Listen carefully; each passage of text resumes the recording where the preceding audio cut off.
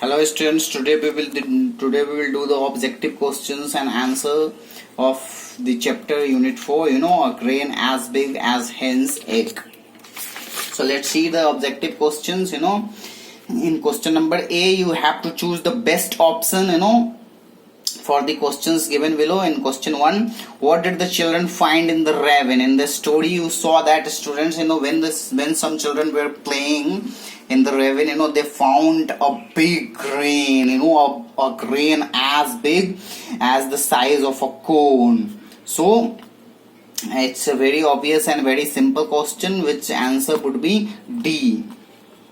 Not would be, it will be D. It's very simple.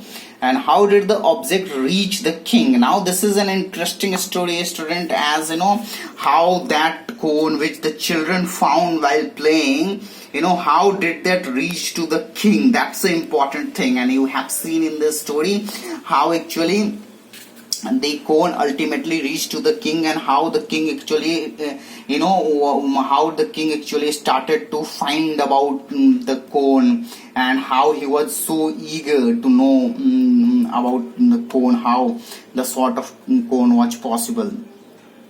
So the children took it to the king. A farmer gave it to the king. The king heard about it and asked to see it. The king bought it from a traveler. It was actually, students, as you have seen in the story, the king actually bought it from a traveler, because the traveler thought that at that point of time nobody knew what was that. So it was a very unique thing which the king thought that this is something else, and he just bought it. But after buying, when one day a spider or someone just kicked at it, and a hole was made into that grain, then everybody came to know that it was actually a grain of corn. But at that point of time nobody actually knew what was that.